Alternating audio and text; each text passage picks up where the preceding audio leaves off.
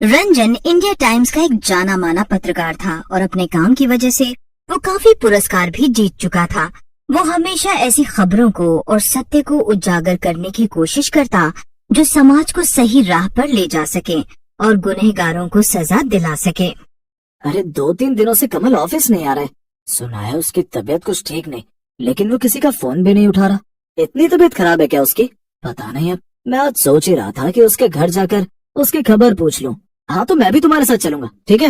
रंजन और विमल शाम को कमल के घर पहुंचते हैं, जहां उसकी माँ दरवाजा खोलती है। नमस्ते आंटी। कमल सो रहा है क्या? वो 2-3 दिनों से ऑफिस भी नहीं आ रहा।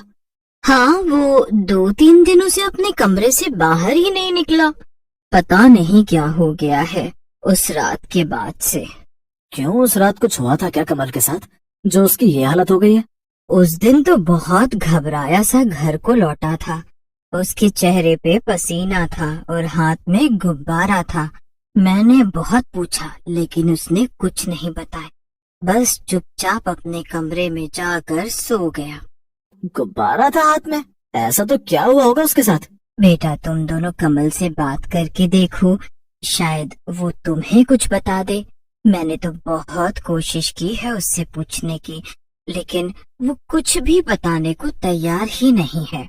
आंटी आप चिंता मत कीजिए, हम बात करते हैं कमल से। रंजन और विमल कमल के कमरे में आते हैं। कौन कौन है? हमें कमल, विमल और मैं। क्या हुआ, कुछ बात हुई है क्या?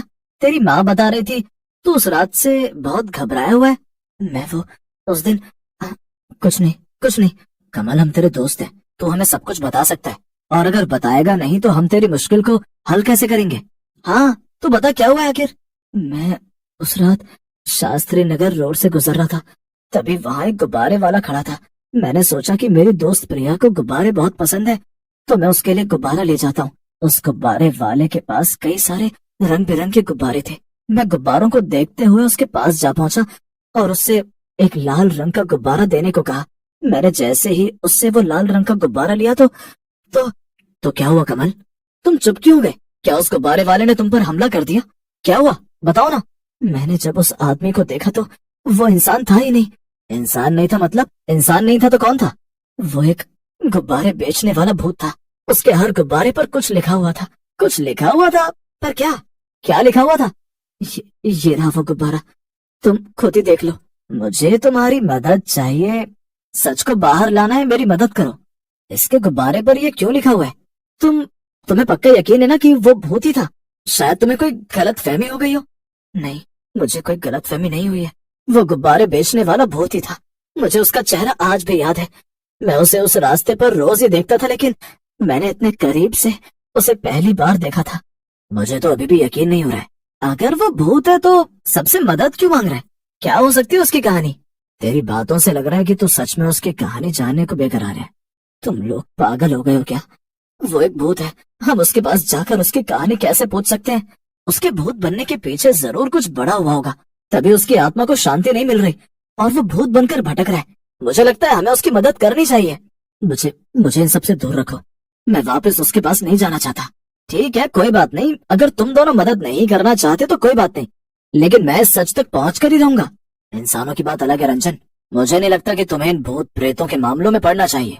अगर वो गुब्बारे बेचने वाला भूत कोई बेगुनाह हुआ तो जिंदगी भर मुझे ये अफसोस रहेगा कि मैं उसकी मदद नहीं कर पाया। मैं कल रात ही उसके पास जाकर पूरी कहानी का पता लगाऊंगा। रंजन डर से पीछे हटने वालों में से नहीं था। उसने ठान लिया था कि वो उस गुब्बारे वाले की मदद करके ही दम लेगा, और अगली रात को वो उसी जगह पर वहां पहुंच गया जहां कमल ने उसे बताया था। गुब्बारे लो गुब्बारे, हरे नीले पीले लाल गुब्बारे, सच के गुब्बारे लो, सच के। ये सच के गुब्बारे क्या होता है? जिस वजह से तुम यहाँ तक आए हो, मैं वही सच बेच रहा हूँ। तुम इस तरह यही ना कि मैं इस तरह भूत कैसे बन गया हूँ और इस तरह गुब्बारे क्यों बेच रहा हूँ। अगर तुम मुझे अपनी कहानी बता दो तो मैं शायद तुम्हारी कुछ मदद कर सकूं। मैं इस जगह पे कई सालों से गुब्बारे बेचा करता था, और यहीं पीछे जहाँ एक बस्ती है, वहीं मेरी एक छोटी सी दुनिया थी, जहाँ मेरी पत्नी, मेरी बच्ची, हम सब बस्ती वाले बहुत खुश थे। लेकिन एक दिन अचानक, एक दिन हमारी बस्ती में एक बड़ी सी गाड़ी में कालिया सेठ आया। उसने आकर कहा कि हमें यह बस्ती खाली करनी होगी क्योंकि वो यहाँ एक फैक्ट्री डालना चाहता है। हम सब बस्ती वालों ने इस जगह को खाली करने से मना कर दिया। कालिया सेठ को ये बात बिल्कुल पसंद नहीं आई। उसने कई बार हमारी बस्ती में तोड़ फोड़ की, हमारे साथ जोर जबरदस्ती की, लेकिन हम सब बस्ती वाले एकजुट होकर उसका सामना करते रहे। कालिया सेठ इस बस्ती की जगह पर एक ड्रग्स की फैक्ट्री डालना चाहता था जिससे समाज को बहुत नुकसान हो सकता था, और उसके बदले वो हमसे हमारी जमीन छीनना चाहता था। लेकिन जब हमने इस बात से इनकार कर दिया तो उसने एक दिन पता नहीं कैसे मेरे गुब्बारों में जहरीली गैस भर दी, जिससे गुब्बारे लेने वाले कई सारे बच्चे मर गए और इसका इल्जाम मुझ पर लगाया गया। मैंने चीख चीख कर कहा कि मैंने कुछ नहीं किया, लेकिन पुलिस वालों ने मेरी एक नहीं सुनी। उसने मुझे इतना मारा कि मेरी मौत हो गई, लेकिन मौत के बाद भी मेरी आत्मा को शांति नहीं मिल पाई क्योंकि कालिया सेठ ने जबरदस्ती से हमारी बस्ती पर कब्जा कर लिया, बस्ती वालों को बेघर कर दिया और अब वो वहां ड्रग्स की फैक्ट्री बनाने वाला है। मैं इस जगह आज भी गुब्बारों में लिखकर सबसे मदद मांग रहा हूँ कि शायद कोई तो मेरी मदद कर दे और मुझे और हमारे बस्ती वालों को इंसाफ दिला दे और इस सच को दुनिया के सामने ला दे। लेकिन आज तक सब मुझसे डरकर भागते रहे हैं। तुम वो पहले इंसान हो जो मेरी कहानी को सुनने आए हो। तुम्हारी कहानी सुनने के बाद मेरी आंखें और मेरा दिल दोनों खुद को रोने से नहीं रोक पा रहे हैं। मैं तुमसे वादा करता हूँ कि मैं तुम्हारी मदद करूंगा, लेकिन ये लड़ाई इतनी आसान नहीं होगी क्योंकि हमारे पास कोई पुख्ता सबूत नहीं है कालिया सेठ के खिलाफ। अगर बस्ती वाले गवाही दे दें तो क्या उससे हमारा काम हो सकता है? हाँ, हो सकता है, लेकिन वो भी काफी नहीं होगा। मुझे कालिया सेठ के खिलाफ और उसकी फैक्ट्री के खिलाफ और भी काफी सबूत इकट्ठे करने होंगे। तो इसमें मैं तुम्हारी क्या मदद कर सकता हूँ? तुम्हें बस वही करना है जो तुम आज तक करते आए हो। तुम्हें बस ये गुब्बारे बेचने होंगे। गुब्बारे बेचने होंगे मतलब हम इन गुब्बारों के जरिए पूरे शहर में कालिया सेठ की कहानी सब तक पहुंचाएंगे, जिससे लोग भी हमारा साथ देंगे इस लड़ाई में। पर लोगों को पता कैसे चलेगा कि मैं ये गुब्बारे बेच रहा हूँ? और क्या सब लोग एक भूत से गुब्बारे खरीदेंगे? ये कैमरा है ना, ये सबको बताएगा। मैं एक पत्रकार हूँ। जब मैं कल ये खबर लोगों तक पहुंचाऊंगा तो लोग हर जगह से हमारी मदद करेंगे। बस तुम अब तैयार हो जाओ कालिया के खिलाफ इस नई जंग के लिए। रंजन सुबह होते ही अपना कैमरा लिए गुब्बारे वाले के पास पहुंच गया और उसका वीडियो उतारने लगा। नमस्कार, मैं हूँ रंजन और आज मैं आप सबके सामने एक ऐसी कहानी लाया हूँ जो खुद एक भूत आपको सुनाएगा। बस उसके लिए आपको उनसे एक गुब्बारे लेने होंगे और उनकी पूरी कहानी उस गुब्बारे के जरिए आप तक पहुंच जाएगी। तो जल्दी कीजिए, गुब्बारे बेचने वाला भूत आपका इंतजार कर रहा है।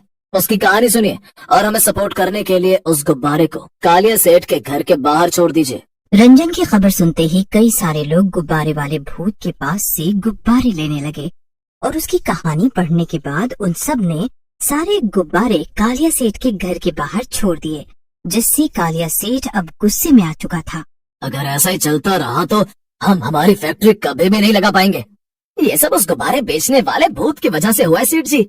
मरने के बाद भी उसने मेरा इतना नुकसान करवा दिया, उसका कुछ ना कुछ तो करना ही होगा। पर मरे हुए का क्या ही बिगाड़ सकते हैं हम। एक काम करो, एक तांत्रिक को लेकर जाओ और उसे वश में कर लो, और ये काम आज रात को ही करेंगे हम। ठीक है सेठ जी। कालिया सेठ और उसका नौकर तांत्रिक को लेकर गुब्बारे वाले भूत के पास पहुंचते हैं। क्यों रे भूत, तुझे मरने के बाद भी चैन नहीं? तू जब जिंदा था तुझ पर गलत आरोप लगाकर तुझे मरवा दिया और अब ये तांत्रिक अपने वश में कर लेगा। सच ज्यादा दिनों तक नहीं छिपा था कालिया सेठ। तुमने जो बस्ती वालों के साथ किया उसका बदला मैं लेकर ही रहूंगा। बस्ती वाले तो अब ठोकरें खाते फिर रहे होंगे, अब तू मेरा कुछ नहीं बिगाड़ सकता। अरे वाह, क्या हंसी है तुम्हारी, मजा ही आ गया। इतना अच्छा वीडियो आया है कि क्या ही बताऊं। तुम्हारी इतनी हिम्मत, रुको अभी बताता हूँ तुम्हें। एक मिनट, किस किस को बताओगे? पहले वो तो देख लो। वो देखो पुलिस वाले, और वहाँ देखो बस्ती वाले, और रुको उधर देखो बाकी लोग भी हैं जिन्होंने तुम्हारा असली रूप देखा है। अब तुम्हारा खेल खत्म कालिया। ये लो गुब्बारे, इन्हें जेल में उड़ाना, ठीक है? ले चलो रहा है पुलिस स्टेशन, मैं देख लूंगा तुम्हें। तुम्हारा बहुत बहुत शुक्रिया। ये लो, ये मेरा सबसे बड़ा गुब्बारा है जो मैं तुम्हें दे रहा हूँ, और अब मुझे भी मुक्ति मिल गई। अब मैं चैन से जा रहा हूँ। अपना ध्यान रखना गुब्बारे बेचने वाले।